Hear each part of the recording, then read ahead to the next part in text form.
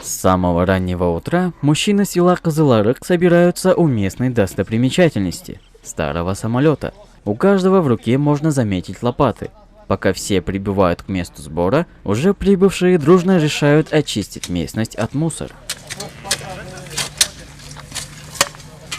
Как только все собрались, добровольцы отправляются в путь. Дорога до их цели составляет 6 километров. Им придется подниматься в гору на машине одного из сельчан, которую он предоставил в помощь друзьям.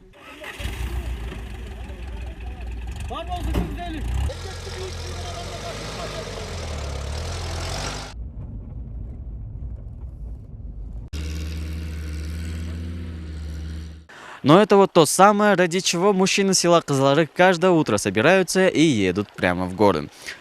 4 дня назад они начали тут прокапывать землю для того, чтобы добраться до подземных источников. Как вы можете видеть, тут уже проложены трубы. Они будут протягиваться на расстояние 2,5 километров. Этот проект называется «Искусственный ледник». Все это делается для того, чтобы создать водопой весной для скота. Мы сейчас стоим в ущелье Узунбулак. Этот проект называется «Искусственный ледник». Цель этого ледника – воду собрать и сохранить в ущелье Кенгокту. То есть для поильников скота. Сделать поильники скота – первая цель. А вторая цель – это обеспечить багара. Есть багарные земли, примерно 20-30 гектаров будут поливаться с этой воды. Там будет искусственный ледник, она будет накопляться зимой до раннего весны, и она будет таять, и за счет этого будем поливать там багарные земли. Главным инициатором проекта является местный житель Тохторбек Босумбаев. По его словам, идея искусственного ледника пришла ему в голову, когда он начал здесь активно пасти скот. Он, исходя из опыта, пришел к выводу, что для скота нужен искусственный водопой. Я в этом селе уже 4 года как занимаюсь разведением скота. И в нашей долине воды не было. Приходилось перегонять скот в соседнюю.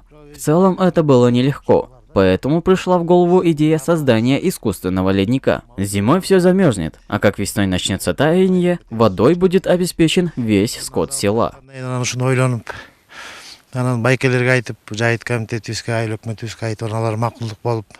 Такую инициативу поддержали все односельчане, которые показали сплоченность и коллективно начали участвовать в этом проекте. Несмотря на то, что никто из них никогда не имел опыта создания такого объекта, люди, вооружившись самыми простыми орудиями труда, киркой, лопатой и топором, начали трудиться. Единственная спецтехника, которая есть у сельчан – трактор, который смог помочь только в начале работы. Большую часть канала люди прорыли вручную.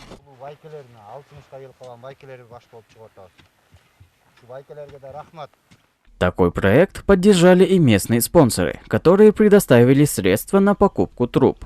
Так как канал проходил по склону горы, туда доставить их было нелегко. С этим справляется только лошадь.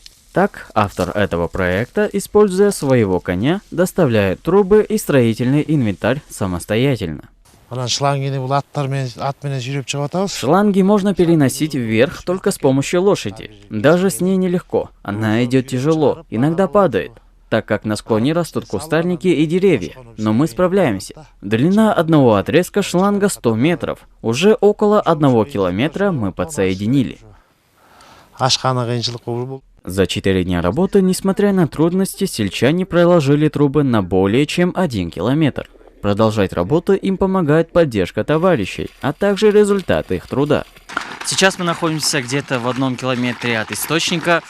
Путь сюда был нелегкий. Сельчане отмечают то, что каменная порода гор и корни деревьев мешали в работе.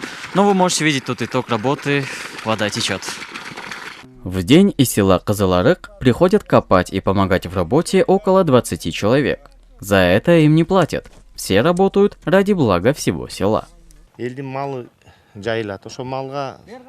Для всех нас этот проект важен, так как почти все сельчане пасут тут свой скот, и вода нам нужна была. Работаем все добровольцы совместно с Национальной ассоциацией пастбища пользователей Кыргызстана «Кыргыз Жайыты». Мы верим, что у нас все получится.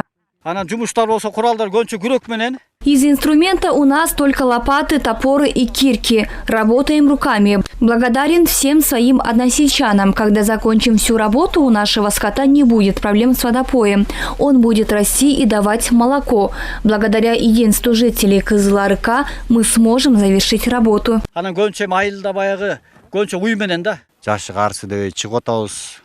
Несмотря на возраст, работают все, и молодежь, и люди в возрасте, все трудятся в единстве. Тут местность особенно трудная, много корней, но мы справляемся. По словам местных жителей, работу они закончат в течение 2-3 дней. За моей спиной вы можете наблюдать ту самую гору, через которую перебрасывается эта труба. Она будет установлена прямо в этом ущелье. Эта труба создаст водопой для скота, а также обеспечит эти земли поливной водой и сделает их пригодными для пахотных работ. Саимах Мусаев, Эльдар Анарбеков, ЛТР, Чуйская область.